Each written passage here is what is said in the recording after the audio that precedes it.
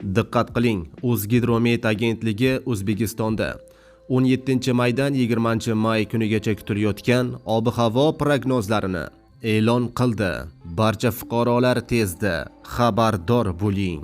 Assalomu alaykum, hurmatli tomoshabinlar. O'zbekiston va jahonda sodir bo'layotgan eng so'nggi va dolzarb xabarlarni o'tkazib yubormaslik uchun hoziroq like tugmachasini bosib qo'yishni unutmang.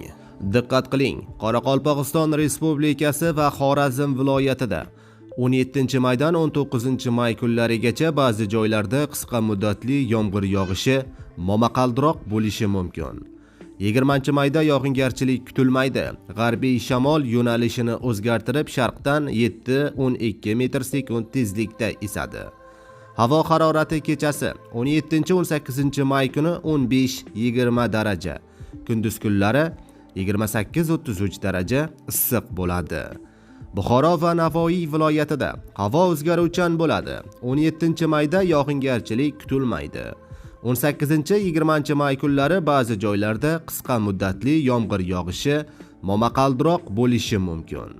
Havo harorati kechasi 17-22 daraja, kunduz kunlari 28-33 daraja issiq bo'ladi. Toshkent, Samarqand, Jizzax va Sirdaryo viloyatida havo o'zgaruvchan bo'ladi. 17-mayda yog'ingarchilik kutilmaydi. 18 va 20-may kunlari ba'zi joylarda qisqa muddatli yomg'ir yog'adi, momaqaldiroq bo'lishi mumkin. Shamol 13-18 metr/sekund tezlikda esadi. Havo harorati kunduzi 30-35 daraja, kechasi 17-22 daraja issiq bo'ladi. Qashqadaryo va Surxondaryo viloyatida havo o'zgaruvchan bo'ladi. 17-mayda yog'ingarchilik kutilmaydi. 18 va 20-mayda ba'zi joylarda qisqa muddatli yomg'ir yog'ishi momaqaldiroq bo'lishi mumkin. Havo harorati kechasi 19-24 daraja, kunduz kunlari 36-41 daraja issiq bo'ladi. Andijon, Namangan va Farg'ona viloyatida havo o'zgaruvchan bo'ladi. 17-dan 18-maygacha yog'ingarchilik kutilmaydi. 19-20-mayda ba'zi joylarda qisqa muddatli yomg'ir yog'ishi momaqaldiroq bo'lishi mumkin.